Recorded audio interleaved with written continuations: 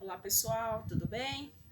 Pessoal, hoje eu estou gravando para vocês aqui a nossa primeira videoaula, tudo bem? Nós vamos continuar exatamente onde a gente parou. Então nós vamos começar na aula de hoje a falar de relações de proporcionalidade entre grandezas. É sempre bom falar o que é uma grandeza. A grandeza para a matemática é tudo que pode ser medido ou contado. Então tudo que a gente mede ou conta é uma grandeza. Idade é uma grandeza, nosso tamanho é uma grandeza, preço, quando a gente vai no supermercado que a gente paga pelas coisas, é uma grandeza. O tamanho, a distância, o tamanho da gente, tudo isso é grandeza, porque são coisas que são medidas e contadas. Essas grandezas, elas se relacionam. E como que elas se relacionam? Existem 3 tipos de relações entre grandezas. Nós chamamos de, a primeira relação, diretamente proporcional, inversamente proporcional e uma relação de não proporcionalidade, não proporcional. Então, são esses 3 tipos, diretamente, inversamente e não proporcional.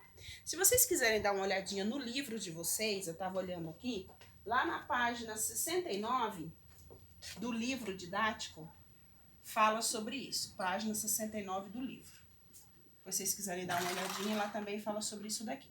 Eu vou falar um pouquinho de cada um dos tipos de relação. Estou apagando aqui, que eu tenho pouco espaço. Vou falar primeiro das grandezas diretamente proporcionais.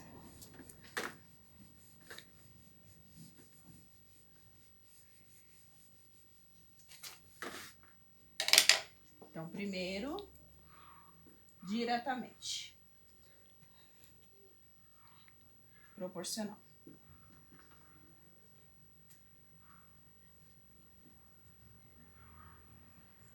Para que duas grandezas sejam diretamente proporcionais, elas têm que ou aumentar juntas ou diminuir juntas. Um exemplo.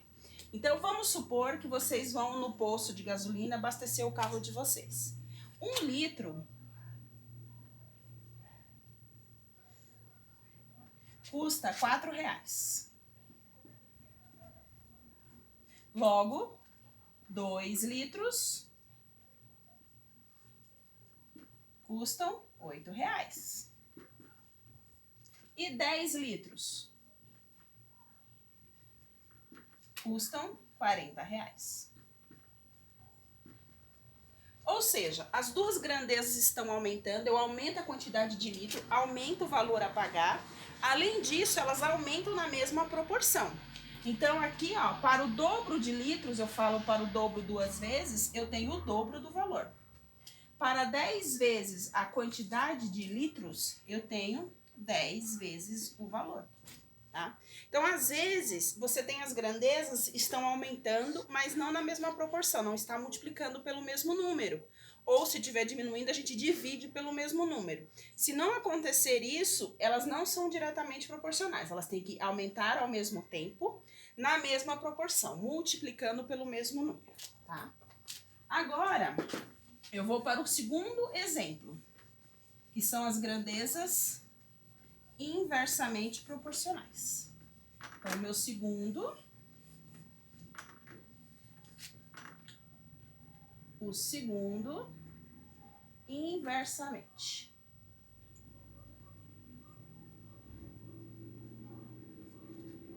Um exemplo de grandeza inversamente proporcional. Imagine que você contrate uma pessoa para pintar a sua casa, né? Você vai lá e contrata um pintor para pintar toda a sua casa. Esse um pintor, ele vai demorar 30 dias para pintar a sua casa. Então, um pintor demora 30 dias. Você não pode esperar 30 dias. Você combina com o pintor, em vez dele vir uma pessoa, vão vir 2 pessoas.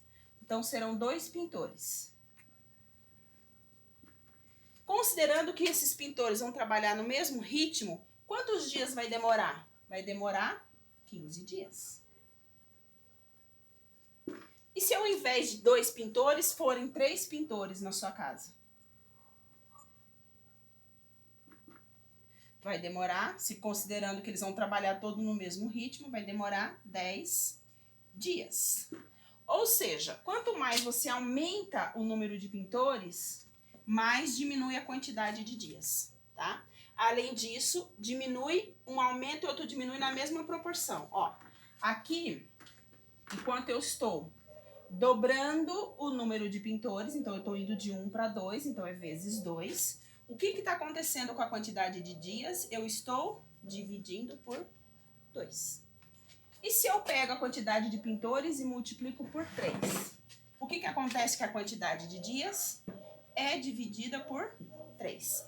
Então, esse é o raciocínio das grandezas inversamente proporcionais. Enquanto uma grandeza aumenta, a outra grandeza diminui na mesma proporção. Então, aqui eu estou multiplicando por 2, dividindo por 2 do outro lado. Onde eu multiplico por 3, eu divido por 3. Então, isso daqui são grandezas inversamente proporcionais. Uma aumenta, a outra diminui na mesma proporção. Multiplica uma grandeza por um número e a outra grandeza divide por esse mesmo número. E por último, as grandezas não proporcionais. Terceiro, não proporcional. Então, vamos pensar o seguinte. Vamos supor que você tem, são grandezas que se relacionam. Você tem uma pessoa que tem 1 ano de idade. Essa pessoa, normalmente, a criança de 1 ano de idade aí, ele vai medir em torno de 70 centímetros. Então, idade, 1 ano, tamanho 70 centímetros. Se essa criança tiver 2 anos, ela vai ter o dobro da altura?